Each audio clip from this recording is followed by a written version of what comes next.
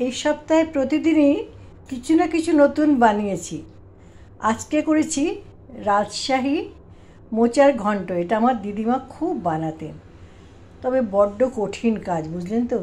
এই যে মোচাটা কাটা, প্রথমে মোচা নির্বাচন। মোচা দু রকমের হয়, একটা কাঁচা কলার মোচা, একটা পাকা কলার মোচা।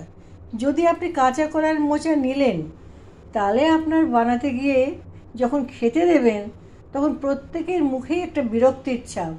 এ কী রান্না করেছো, এ তো একদম তেতো। কিন্তু যদি আপনি মিঠে কলার মোচা নেন, ঠিক তার স্বাদে গন্ধে সে অতুলনীয়। রান্নাটা কাটাটা সহজ নয়, ভীষণ ভীষণ কঠিন, কিন্তু শরীরের দিক থেকে, পুষ্টির দিক থেকে, স্বাদের দিক থেকে এর কোনো জুড়ি নেই। তো ঠিক আছে, আগে বলেই নি তাহলে। প্রথমে মোচাটা তো বাজার থেকে কিনে নিয়ে এলাম। আপনারা দেখতে পাচ্ছেন অনেক কিছু আছে এর মধ্যে। কাজু আছে, কিশমিশ আছে, লঙ্কা আছে, গোবিন্দভোগ চাল আছে। তাহলে বলি আস্তে আস্তে। প্রথমে কুচি কুচি করে কেটে নিলাম, দিয়ে হলুদ জলে ভিজিয়ে রাখলাম।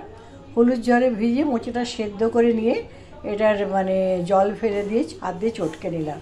এবার প্যানের ভেতরে কাজু আর কিশমিশটাকে ভাজা, কিশমিশ আর কাজুটা ভেতরে চলে গেছে, পুরোটা ভীষণ গরম তো, পুরো ভেজে তুলে রাখলাম। এবার জিরে, তেজপাতা, এলাচ, দারচিনি সমস্ত আর দেশি ঘি দিয়ে এটাকে নাড়াচাড়া করে, আর কিন্তু হলুদ দেবেন না, আর গোবিন্দভোগ চালটা দিলেন, কিশমিশটা দিলেন, দিয়ে নাড়াচাড়া করে দুটো কাঁচা লঙ্কা দেখতে পাচ্ছেন, কাঁচা লঙ্কা দুটো, এই ধরুন কাঁচা লঙ্কাটা দেখতে পাচ্ছেন। কিশমিশও দেখতে পাবেন, এখানে কিশমিশও আছে, দেখতে পাবেন এর ভেতরে। তো সমস্ত নাড়াচাড়া করে আমি না প্রেশার প্যানে করেছি, তাতে কি হয়েছে, খুব অল্প জলের টেস্টের ভীষণ ফারাক। সমস্ত নাড়াচাড়া করে আমি ওটাকে 1.5 কাপ 2 কাপের মতো জল দিয়ে 3টে সিটি মেরে রেখেছি। 3টে সিটি মেরে রেখেছি। তারপর যখন সিটিটা হয়ে গেল, তখন ওটাকে বন্ধ করে শুকিয়ে নিয়ে এটা প্লেটে পরিবেশন করলাম।